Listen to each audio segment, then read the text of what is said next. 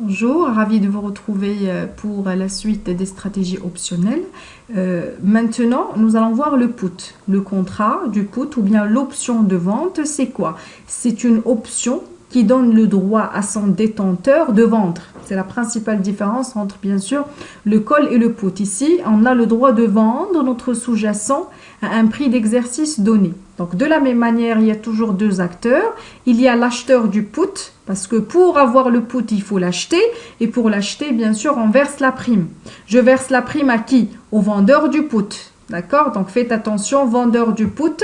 D'accord? C'est pas celui qui cherche à vendre. Non, celui qui cherche à vendre via le put, c'est l'acheteur du put. D'accord? Donc, j'ai ici un acheteur du put qui va verser la prime à son vendeur pour avoir le droit de vendre, d'accord, à un sous-jacent, à un prix d'exercice donné, après, bien sûr, une échéance donnée. D'accord? Alors maintenant, qu'est-ce qu'il faut comprendre quand on parle du put? Le détenteur d'un put, c'est-à-dire son acheteur, celui qui a versé la prime, c'est celui qui va décider ou non d'exercer. C'est-à-dire, si lui, il va décider d'exercer, d'accord, l'autre, c'est-à-dire le vendeur du put, il est obligé d'acheter le sous-jacent. Parce que ici, il s'agit bien sûr d'une option de put, d'accord? C'est-à-dire une option de vente. Moi, j'exige en tant qu'acheteur de put que l'on, bien sûr, que l'on me prenne mon sous-jacent. D'accord? Quand on va me prendre mon sous-jacent, bien sûr, j'exerce la vente de mon sous-jacent avec quel prix? Au prix d'exercice. D'accord? Donc là, il faut un petit peu se poser pour bien comprendre les choses. On a une option de vente qui donne le droit à son détenteur de vendre un sous-jacent à un prix d'exercice donné. Qui sait, qui maîtrise la situation? Qui sait qui décide? Toujours celui qui verse la prime. Ça, c'est une règle générale. Que ce soit un call ou bien un put, celui qui décide, c'est celui qui verse la prime. Ici, c'est toujours l'acheteur. L'acheteur du call et l'acheteur du put, d'accord? Et il va décider en tenant compte, bien sûr, de son statut, acheteur ou bien vendeur, et en tenant compte des conditions du marché. Nous allons mieux comprendre les choses via l'application suivante.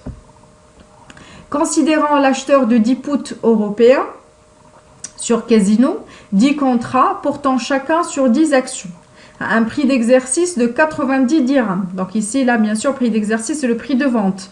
Alors que le prix de l'action, c'est 85 dirhams à l'échéance dans 3 mois.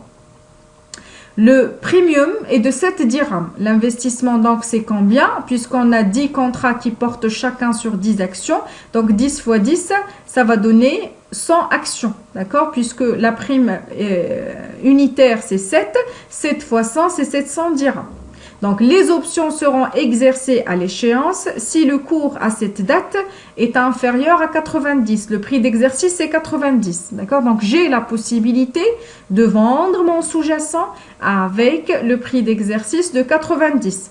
Donc, à votre avis, quand est-ce qu'on a intérêt à exercer et quand est-ce qu'on n'a pas intérêt à exercer? Je suis quelqu'un qui cherche à vendre. Donc, je cherche toujours des valeurs très élevées, des valeurs importantes, d'accord? Donc, si les valeurs du marché sont supérieures à 90, qu'est-ce que je vais faire? Je vais laisser tomber le put et je vais perdre les 700 dirhams que j'ai investis pour saisir directement le marché, pour utiliser les valeurs du marché. Par contre, si les valeurs du marché sont inférieures à 90, qui est mon prix de vente, le prix d'exercice, qu'est-ce que je vais faire? Je vais exercer le put pour pouvoir vendre mon sous-jacent avec le prix de 90.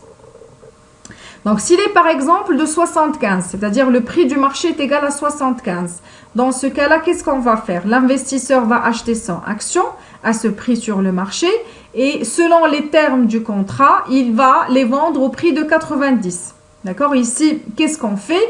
On fait l'hypothèse que même l'acheteur du put ne détient pas le sous-jacent. D'accord? Il ne détient pas le sous-jacent, il va l'acheter directement après l'échéance avec le prix de 75 dirhams, le prix du marché, pour les revendre au prix d'exercice de 90. Et il va dégager un profit de 15 dirhams qui est bien sûr la différence entre 90 et 75. En déduisant la mise initiale, on va se retrouver avec un profit net de 800 dirhams. Le profit n'est pas garanti parce que si le cours de l'action termine au-delà de 90, j'ai intérêt à vendre directement sur le marché, d'accord, pour saisir des valeurs supérieures à 90 et je laisse tomber la prime et dans ce cas-là, je vais perdre les 700 dirhams que j'ai investis pour avoir ce choix-là, pour avoir ce contrôle-là sur la situation. Regardez avec moi, ce graphique va nous permettre de comprendre un petit peu la position de gain et la position de vente, d'accord, pour un acheteur de put. Regardez, pour les valeurs inférieures, on est toujours gagnant. Pourquoi? Parce que pour les valeurs inférieures, que va faire l'acheteur du put? Il va acheter sur le marché moins cher et revendre avec le prix d'exercice qui s'annonce plus cher. D'accord? Donc, c'est ça sa stratégie. Parce qu'il va un petit peu obliger, d'accord, le vendeur à acheter le sous-jacent. Donc, il va exiger la vente. Il va acheter sur le marché et vendre via le prix d'exercice, d'accord, au vendeur du put. Très bien. Quand est-ce qu'on va... Et bien sûr, le gain va diminuer au fur et à mesure que les valeurs du marché se rapprochent du point mort. Le point mort, c'est quoi dans ce cas-là? C'est le prix d'exercice moins la prime payée. Alors, juste pour comprendre pourquoi on a un petit peu différencié le point mort entre le call et le put, la règle est très simple pour pouvoir comprendre les choses. Pour le call, on est des acheteurs, c'est-à-dire on verse le prix d'exercice et on verse la prime. Très bien. Pour le put, c'est le contraire. On est des vendeurs, c'est-à-dire en cas de vente, on va recevoir le prix d'exercice. Mais la prime, on l'a décaissée. Donc là, il s'agit de deux flux dans deux sens différents. Encaissement du prix d'exercice et décaissement de la prime. C'est pour cette raison qu'on a mis un moins. Pour le call, j'encaisse ça, d'accord, plutôt je décaisse le prix d'exercice et je décaisse la prime. Ce sont deux flux qui vont dans le même sens. C'est pour cette raison on va mettre un plus, d'accord. Donc quand les deux flux vont dans des sens différents, on va mettre un moins. Le prix d'exercice, on le reçoit en cas d'exercice. Par contre, la prime, elle a été versée. C'est pour cette raison, le point mort, on va le définir par la différence entre prix d'exercice et la prime. Très bien. Et quand est-ce qu'on va commencer à perdre? Bien sûr, quand on va s'éloigner, d'accord, du point mort, c'est-à-dire quand les valeurs du marché seront supérieures au point mort. Quand les valeurs du marché seront supérieures au point mort, qu'est-ce qui va arriver? On va laisser tomber le put, on ne va pas l'utiliser, on ne va pas exercer et on va saisir directement le marché parce qu'on a la possibilité de vendre plus cher sur le marché. Mais dans ce cas-là, on aura perdu bien sûr notre prime qui a été déjà investie et c'est une perte qui est limitée. Elle est plafonnée à la prime qui est déjà versée par l'acheteur du put. Nous allons maintenant voir un peu les avantages des options. Les options sont flexibles et offrent plusieurs possibilités. Et c'est ça d'ailleurs l'avantage et l'objectif derrière l'utilisation des options. C'est la possibilité de contrôler et de comparer entre le contrat que l'on a et les conditions du marché. Les options nécessitent un engagement financier faible, vous l'avez vu. À chaque fois, on verse la prime et la prime unitaire est très faible par rapport à ce qu'on peut perdre réellement sur le marché. Les frais de commission sont extrêmement faibles et les options offrent une couverture infaillible si on sait les utiliser. Pourquoi infaillible? Parce que je regarde toujours sur le graphique ma position, d'accord? Quand est-ce que j'ai intérêt à exercer et quand est-ce que je n'ai pas intérêt à exercer. Et le retour sur investissement peut être considérable, regardez avec moi. Ici, d'accord, je peux avoir vraiment un gain, d'accord, maximum ici.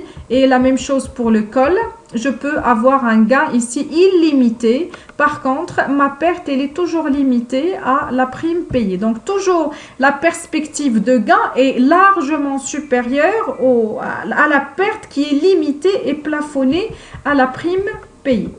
D'accord? Donc voilà pour l'explication des call et put. D'accord? Et on est toujours sur la position achat.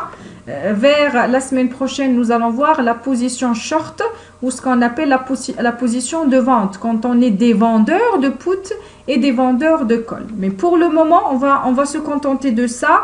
un acheteur de call et un acheteur de put, quand est-ce qu'ils vont gagner et quand est-ce qu'ils vont perdre. Alors regardez, je vous propose l'application suivante que nous allons corriger tout à l'heure. Supposons qu'un call échéance mars pour acheter une action 50 euros coûte 2,5 et qu'il soit gardé jusqu'à l'échéance. Donc quand je dis coûte, ça veut dire c'est le coût, c'est l'investissement, c'est la prime. Dans quelles circonstances le détenteur de l'option fera-t-il des bénéfices? Et dans quelles circonstances l'option sera-t-elle exercée? Donc ici, j'ai besoin d'avoir des hypothèses. En fonction de quoi? En fonction du point mort. Dessiner un graphique illustrant le bénéfice d'une position longue en fonction du prix de l'action à la date de maturité.